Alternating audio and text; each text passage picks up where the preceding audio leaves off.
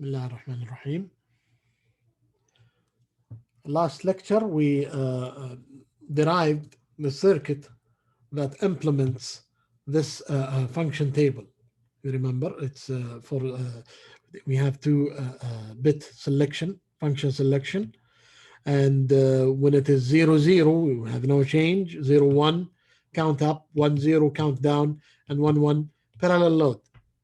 Okay, and then we derived this big circuit here. Okay, and I told you that this is not optimal. This design is not optimal. And today, before we move on to the last unit of this course, which is about Verilog, I will try to clean up and make a better, more optimized design for this. And this is based on avoiding 4-to-1 multiplexers, which are costly. They cost more than, so this is based on the observation that we have two units of 2-to-1 mux is less than, in terms of the gates, okay, in terms of the number of gates, is less than 4-to-1 multiplexer. Okay, all right, let's see how we can do this. Okay, so first of all, I'm going to reorganize my table, my function table. I'm going to have these two functions grouped together, which is no change and parallel load, and these two functions grouped together, which are basically about counting. Okay, count up and count down. How can I distinguish between the two groups, this group and this group? How can I distinguish in terms of S1 and S0? How do I know whether I am in this part of the function or in this part of the function? Anyone has an idea how to do that? So for the first one, S1 equals to S0. Excellent. Yes. And the second one, they are different. Okay. Complement.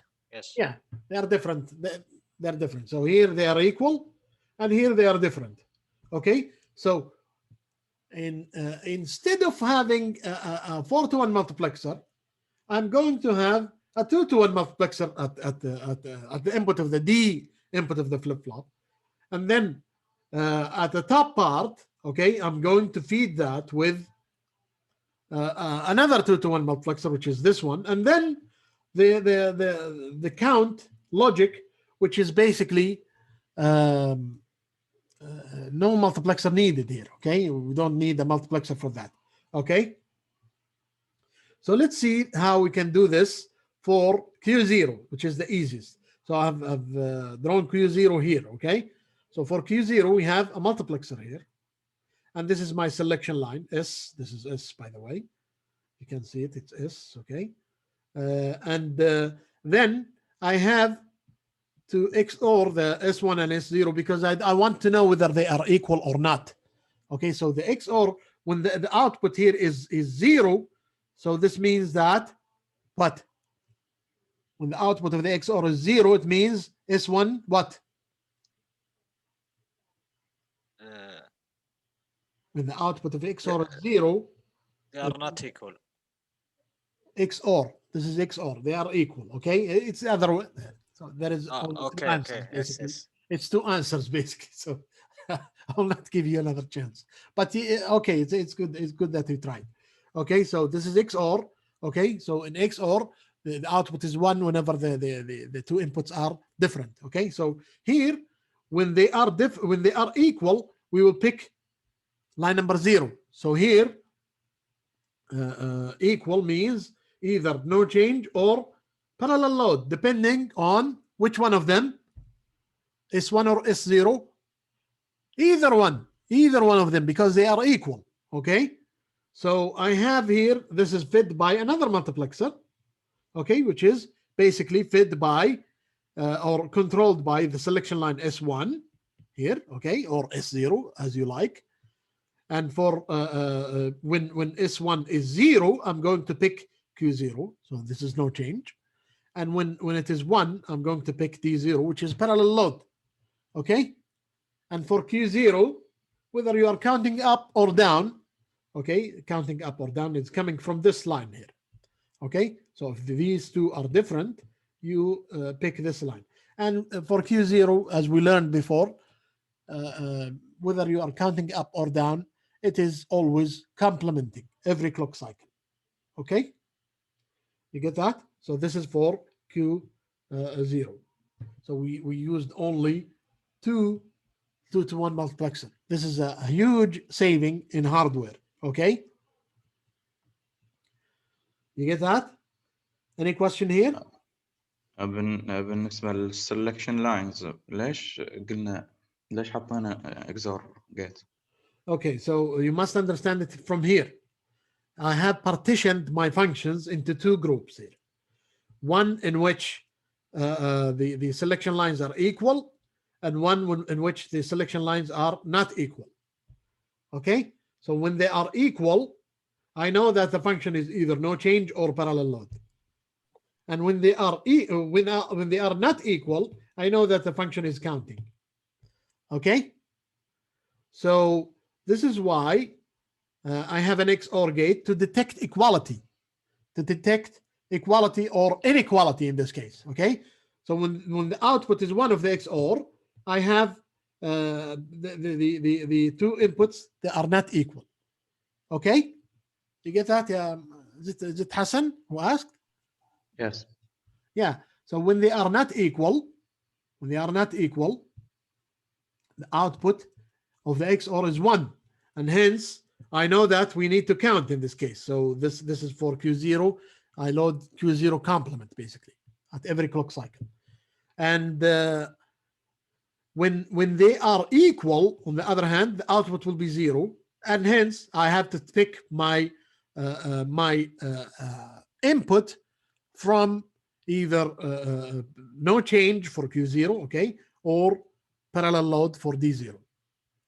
Okay, so this is nothing but a more organized and concise version of this version here. Okay, so it's the same.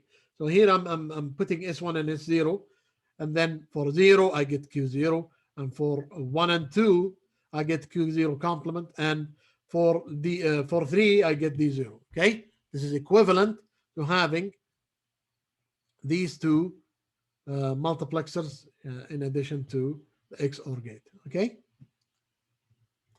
did I get it? Did you get it, yeah, Hassan? Yes, thank you. Okay, so now we move on to Q1. The only difference is in the counting, because the other two functions are not going to be affected. The other two functions, which is no change and parallel load, are the same for all the flip-flops, but the only thing that changes is the counting. Okay, we'll not have Q0 complement hooked up to line number 1, but we will have a rather more complicated expression. Okay, so here we have the same for line number 0, okay, for Q1, but for line number 1, this is the condition here. For line number 1, okay, when do we flip? When do we toggle Q1? Basically, we toggle Q1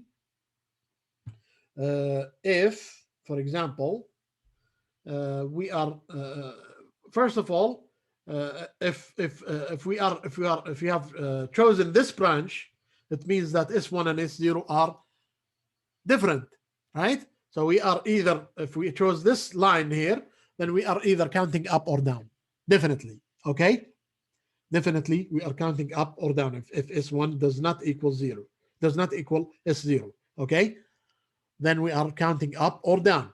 So what we need to do is to find out whether we toggle Q1 or not, and this is the condition at which we toggle Q1. So if we are, for example, I'm going to use S0 to detect whether we are counting up or down. You can use S1 as well. Okay, you can use S1 as well, but I'm using S0 here. So for S0, if S0 is 1, I'm counting up. If S0 is 0, I'm counting down. Okay, so if S0, when S0 is 1, okay, and Q0. So when S0 is 1, I'm counting up, right? When S0 is 1, I'm counting up, and Q0 is 1, so it reached its maximum potential. Or when S0 is 0, so I'm counting down, and Q0 is 0, so it reached its minimum potential. If any one of these two is 1, okay, then I'm going to XOR this with Q1 to get my D input. Okay, to get my D1 input. Okay, so it's either Q1 or Q1 complement. Okay, so if this is 1, then we toggle Q1. If this is 0, then we do not toggle Q1. So it's effectively this one here, by the way, this one here is an XNOR, S0 XNORed with Q0. You see that?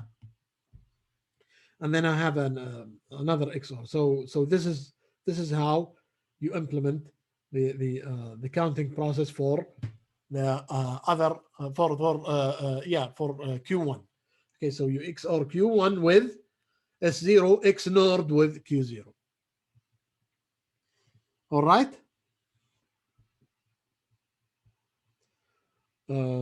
So this is for Q1. Now, I have a feeling that you guys are lost. I don't know why. Did you get this? Is this clear now? Doctor, why we use XNOR? This is the XNOR. This is the S0 XNOR with Q0. This is XNOR.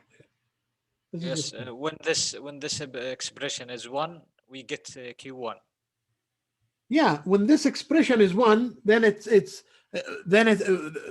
we know that when this expression is 1, okay, and we know that we are counting up or down, then we need to toggle Q1. So how do we toggle? How do we control that? Using XOR. Basically, we XOR this expression with Q1. This will result in. So let me write it. Maybe if you see it from scratch, you will. So basically, how do I detect I'm counting up? By saying S0, right? S0 is 1, right? S0 is 1. So I'm counting up, it means S0, right? Then I'm counting up, and Q0 is what? Is 1, right? So this is ended with Q0. I'm writing the condition at which we toggle Q1, okay? Or, because we have a countdown now. Countdown, how do we detect it? It's S0 complement. Yes. And not only that, we have to have Q0 being a 0, because counting down. If we are counting down, then we need to check for minimum potential, not maximum potential. Okay? Yes. So this is what? This is S0 XNORed with Q0. Yeah? Okay. Let me just...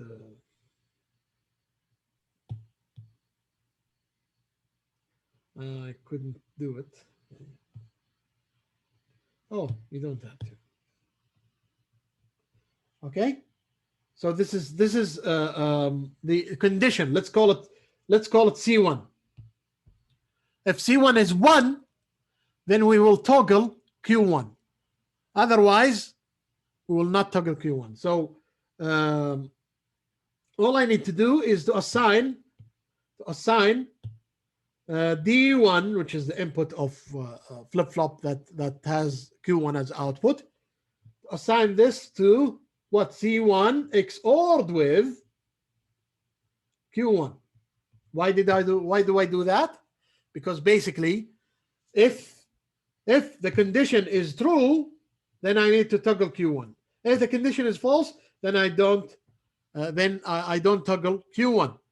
So it's either if this is 1, which is true, then the result will be so this is out Q1 complement if C1 is 1, and it is Q1 if C1 is 0.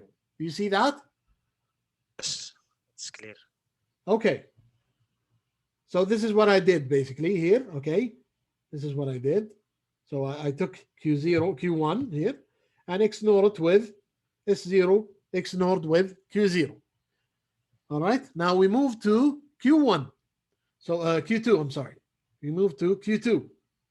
Again, the top part is the same for all of the flip-flops. But the bottom part now is going to be a little bit more complicated than the Q1. Okay. So the condition at which you need to flip is now, let me just erase it and then rewrite it. So if we are counting up, then what is counting up? Then S0 is 1, right? And what is the maximum potential that I should be looking for? It's Q0 and Q1, right? Q0 is 1 and Q1 is 1. Or I'm counting down. Okay. And what? Q0 is 0 and Q1 is 0. All right. So this is my condition 2. And my D2 is going to be, okay, my D2 is going to be C2 XORed with what? Q2, if you're following. Okay. It's exactly the same, except that there is no XOR now here. This is not XOR. Okay. This is not XNOR anymore. Okay. This is not XNOR. This is just a min term or a product term or with another product term. Okay. So let me just say this more clearly here. This does not equal to S0 XORed with Q0 XNORed with Q1. This does not equal to this. They don't, these two quantities are not the same. Okay. Make sure that you understand this. Let me erase it now.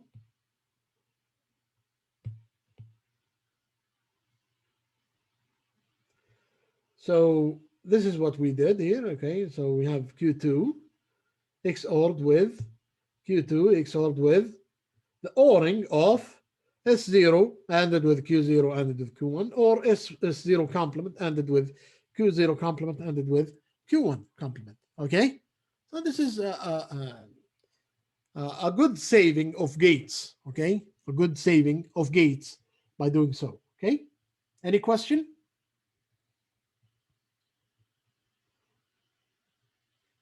If there are no questions, I'm going to move on to Verilog. Okay. So, Doctor, if we add another module, we just add Q2 to Yeah, for example, if you C3. want to calculate D3 is going to, you need to calculate, you mean you want to add another bit, right? Yes. So you need to calculate C3, right? C3 is going to be S0 ANDed with Q0, ANDed with Q1, ANDed with Q2, ORed with S0 complement, Q0 complement, Q1 complement, Q2 complement. Okay, so it's the pattern, okay, that repeats. And then D2, okay, I mean this, D2, I mean this, by the way. I don't mean this, because this can come from here or here, okay? Yes. All right, so D2 is going to be D3, I'm sorry, D3 is going to be C3 XORed with Q3, yes. You get it? And so on and Yes. so forth. Each time you Basically, this simplifies what we did last time. Yes. It optimizes it. Okay, but by the way, this is simpler to understand. Okay, this is simpler, much simpler to understand. But here, okay, it's optimized. Okay, optimized design. Okay, so no questions are there. I'm going to move to the Verilog. Okay. All right. Yeah. All right. All right. So this is the final part of the course, okay? And I expect to finish it, inshallah, on Sunday, okay? After which we have our quiz, okay? Our next quiz. So it's it's about modeling sequential circuits, okay, in Verilog. So we will start simple by modeling a latch, and then modeling flip-flop, and then structural modeling of sequential circuits, and then behavioral modeling of finite state machines. And so we have parallel load register shifts and shift registers and up-down counter. Hopefully, if I finish it I will try to finish it today. But if I don't, then we will continue on Sunday. So how do we model a D-latch? Using an assign statement, basically, you can model a D-latch. And your Q output is equal to data if enable is 1, okay? Or if enable is 0, it is going to be Q, which is the old value of Q. Okay, so this is using an assign statement. And notice that the output is a wire in this case because we're not using an always block, okay? If you use an always block, on the other hand, then you use the register keyword for the Q, the output, okay? So here we have an always at enable or data at any change in these two inputs. We have an if statement. By the way, we don't have a begin and end here. Why? Anyone can tell me why we don't have a begin and end for the always block?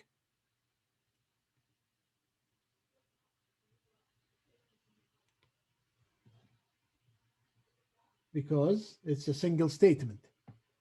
Always the block is composed entirely of a single statement. If enable, which means if enable is true or enable is 1, then what do? We assign Q to data. Notice that we are using here a non-blocking assignment. A non-blocking assignment to indicate that this is a sequential circuit, okay? It's a sequential circuit, all right?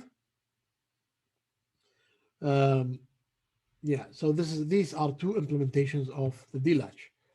Now, for D flip-flop, okay, flip-flop, it's synchronous to the clock. Flip-flop is synchronized with the clock, right? So it has two inputs. It has actually a number of inputs: data, set, reset, and clock. Okay, and it has two outputs. One of them is registered Q, and the other is a wire Q bar. The wire is assigned outside the always block to be equal to the not of this output. Okay, so it's always Q bar is not Q. Now, inside the always block, we don't have a begin and end because, again, this is a single statement here. Okay, always at positive edge of the clock. So we execute this always block at the positive edge of the clock. What do we mean by the positive edge of the clock? Anyone can tell me what does a positive edge of the clock mean? Anyone?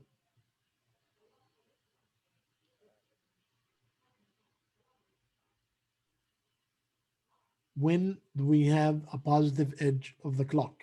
When do we have a positive edge of the clock? I know that you guys know how to answer this. It is the moment when the clock switches from low to high.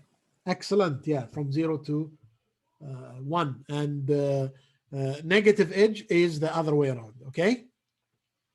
If we don't say positive edge here, if let's say that positive edge is crossed here, we don't have it. Let's say that we don't have it. Okay. Then what happens? When are we going to execute this statement here? When it's exactly high or low. Not high or low. When there is a change. Yes, when there is a change in the clock. Okay, whenever the clock changes.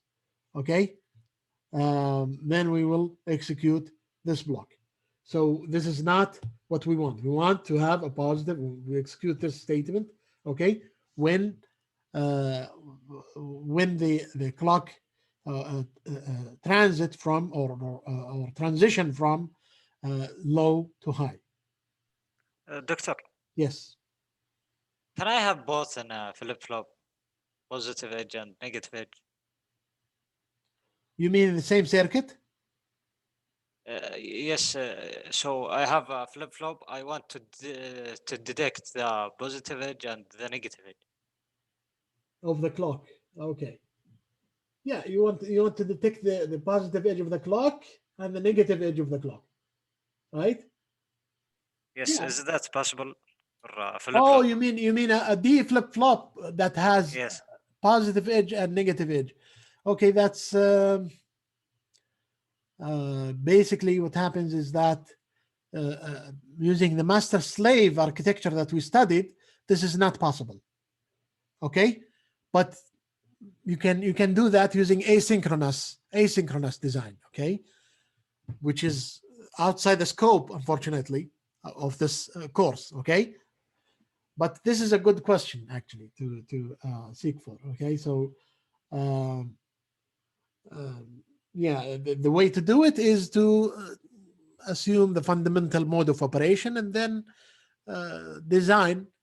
invoke the design procedure of asynchronous sequential circuits. Okay, but this is again, it's way beyond the scope of this course. Okay, you'll need a lot of more tools to be able to do that. Okay, all right.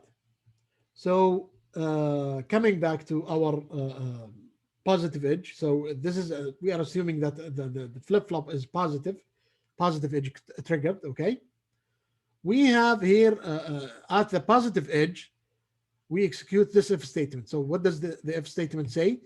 If reset, it means if reset is 1, then Q is assigned a 0. Notice that this is a non-blocking assignment. Again, it's used for sequential circuits. We always use non-blocking assignment for sequential circuits. Okay, so it's wrong to use blocking assignment for sequential circuits. Else, if set, then Q is 1, and else Q is equal to data. Okay, so now notice that checking sit and reset, okay, is also synchronized with the positive edge of the clock. So reset and sit in this manner are synchronous inputs. Because of this, they are synchronous inputs, okay? How do we make them asynchronous? Let's see the next slide. The next slide will show you how to make them asynchronous with the clock. But before we discuss the asynchronous case, let us say that both sit and reset are 1 in this design here, this module. Okay, let's say that I intentionally drive my or assert my reset and sit to be 1. What happens in the next positive edge of the clock? It will only reset because it is the first if statement. Excellent. So reset has higher priority than sit. Okay, so in this manner, reset will get the priority. Okay, so it depends. The order at which you process your condition matters. Okay, it matters a lot in Verilog. Okay, so let's see how we can do the asynchronous sit and reset. So here we have the asynchronous sit and reset. You see that we execute this or invoke this always block whenever we have a positive edge of the clock, or a positive edge of sit, or a positive edge of reset. You see that? So this means that sit and reset are not synchronized in the clock edge. They can run whenever they have a positive edge occurring in them. Okay, So this is how you model asynchronous set and reset. Okay, so the rest of the code is the same, except that the reset and set are asynchronous. Okay. Okay. Notice that this is this comment here is, this line here is part of the comment here. Okay. Do not think that this is a statement.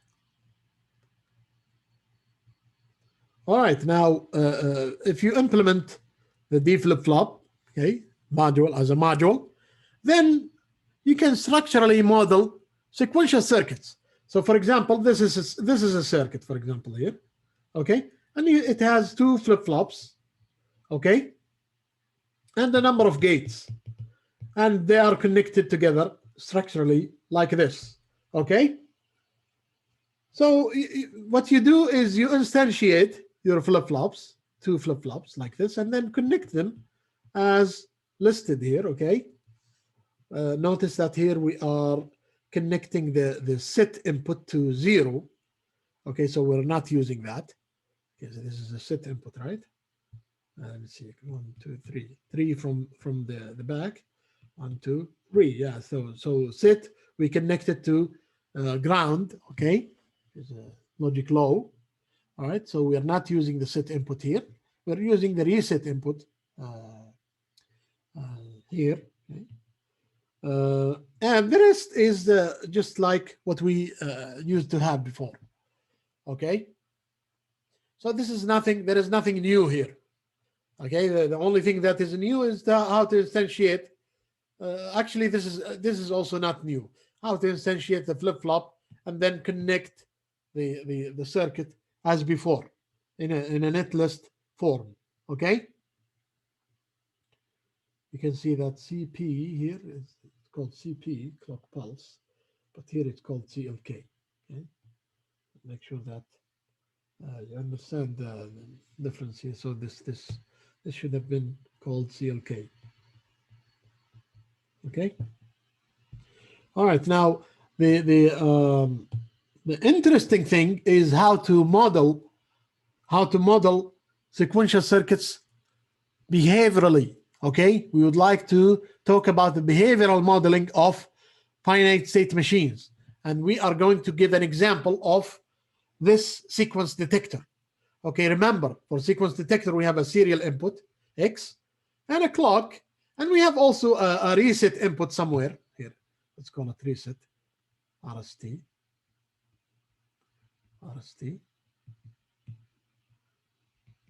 Okay, and I'm going to call this also RST just to be consistent with the following slides. Okay. So what happens here, if we detect this sequence 110, then we will output a 1. And this is a Moore circuit, by the way, a Moore sequence detector. Okay, so we start with the initial state reset. If we get a 1, we go to gut 1, and the output is still 0. Then if we get another 1, output is still 0, but we go to state gut 1, 1. If we get another 1, we move on to this state again, okay? And then if we get a 0, we got our sequence, 110. The output is going to be 1 here. All right?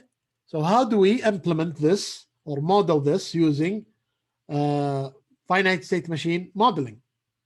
Remember that, if you remember, the Moore circuits, okay, are composed of next state calculation. Okay, so let me just next state logic, okay, that will affect the flip-flops, memory elements, ME, okay, and then the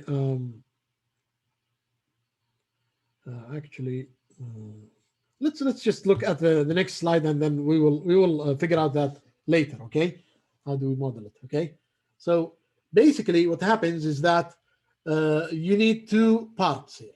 Okay, 2 parts for your model. All right, first of all, first of all, let's read the signature of our model, okay, or module. The module name is Moore 110 detector, okay, and it has an output Z that is a register because it's going to be assigned inside an always block, and an input X, okay, and a clock and a reset input, okay. So we have a local parameters here, okay, for assigning the states, okay. The reset is going to be 0, 0, and then gut1 is 0, 1, gut11 is 1, 0, and gut110 is 1, 1. You can change these as you like, okay, as long as they are 2 bits. Okay, then we have 2 registers for the present state and the next state, okay. And then I have an always block that is invoked when we have a positive edge of the clock. So this is the sequential part of the circuit, okay. And in this part, I check if reset is 1, then my next state is reset state. So this reset is this one here, okay. So from this, you can immediately what we call immediately know that the reset is going to be what is it, synchronous or asynchronous? It's mentioned here, synchronous reset, okay. So this is when reset is 1. However, when reset is 0, then the state is going to be equal to the next state. And notice the non-blocking assignment again, okay. This is for the sequential part of the circuit. Now we have another part, which is the combinational logic part for the calculation of the next state and the output as well, okay. So at any change in the state or the input, okay, we invoke this these 2 statements, one assignment and case statement, okay. So for the first statement is an assignment of Z to be 0, because we would like to initialize our output to be 0 at any other state except when the state is got 110, okay. So now we check the state and then check the state diagram. So if reset, if X is 1, if we are in state reset, then if set is 1, then we move to gut1, right? The next state is going to be gut1. Else, the next state is going to be reset. You see that? If we are in gut1, then and we get a 1, then we move to gut1, 1. See that? If gut1, if we are in gut1 and we get a 1, then the next state is going to be gut1, 1. Else, the next state is going to be reset. Okay. This is similar as well. I'm not going to read it. Okay. The gut110, on the other hand, is interesting. Okay, because we need to set the output to 1. So the first statement here, we have a begin and end, but we don't have a begin and end for the other cases because they are composed of 1 statement. But this part here, this case has 2 statements. So we surround it by a begin and end. So the first step is to assert Z to be a 1. And the second statement is to check or calculate the next state. Okay, the next state calculation is done. So if we get a 1, then we go to gut1. If we get a 1, if X is 1, then we go to get 1. Else we go to reset. Okay. In case this is the module. Okay, this is the finite state machine modeling. Okay, now we need to develop a test bench for this. Now the test bench for the finite state machine is a little bit different because you need to worry about the clock, you need to worry about applying the input. When do you apply the input? So there are more tricks that you will learn for modeling the FSM. Okay, so this is the how we do the FSM. Okay. So first of all, we need a register for reset and a register for X and a register for the clock, and a wire for Z. Okay, so this is what we have here. Okay, register for clock, reset, and X, and wire for Z. And then we need to instantiate our module, okay, like this. And then we have an initial begin for the reset and clock logic. Here. This is begin and end. Ends here. Begin, okay, and end here. Okay. So we apply a reset signal at the beginning, and we have our clock being 0 here. And then after 10 time units, my clock is 1. Okay, so I change after 10 time units, the clock is 0, and then after 10 time units, the clock is 1, and then after another 10 time units, my clock is 0, and then my reset is 0. So how long do I apply reset for? For how many time units? For 20 time units, right? And then I have a forever here, forever, which is a loop, a kind of a loop, okay, forever. After every 10 time units, I invert my clock.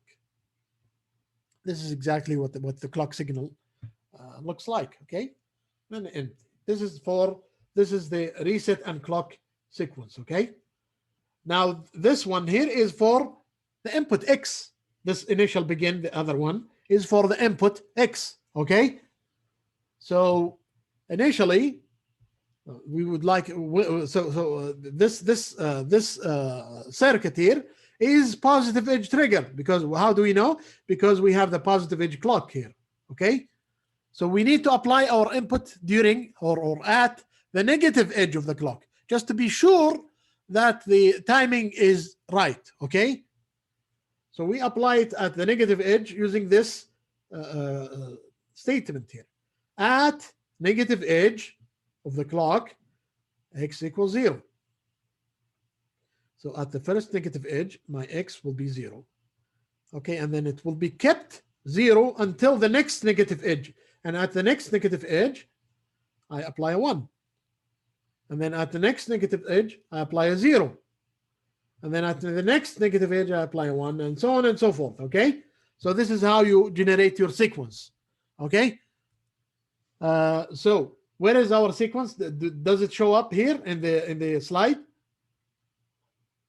Remember that we have a 1 1 0 sequence. Okay, so this is 1 1 0. So at the positive edge that follows this negative edge, we should have our Z being 0.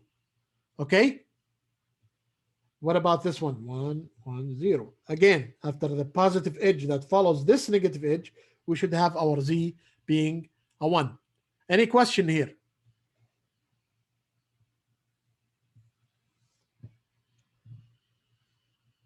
Okay, so let's move on. Any question? Yes, you have a question? No questions? Okay, let's move on. So how do we, so we finished the FSM modeling. Now we talk about how do we model registers and counters, okay?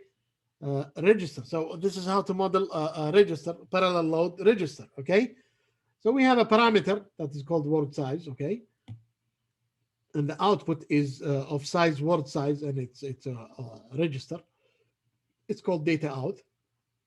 And input is also a register, which is data in. Input is not a register, I'm sorry, it's just a wire, okay? And we have an input, a control input called load, and then the clock, and a reset. Okay, so the reset is what? Synchronous or asynchronous? Reset is asynchronous. Asynchronous. Why? Because whenever we have a positive edge of the reset, this is going to be executed no matter what the clock is. So if reset is active, then we zero our data out. Otherwise, we check the load. If load is active, then we check, we load whatever in data in into data out. And notice the non-blocking assignment for sequential circuits. Okay, and this is how this design is synthesized. Okay, we have a multiplexer basically that selects either the data in or the no change, okay, or the current state of the flip-flop, and this depends on the load input. Okay. I guess I will stop here because I haven't covered this for the other section. Okay, so let's stop here. Any question before I stop? I'm feeling that. Anyway, let me stop recording so that the video doesn't become too big.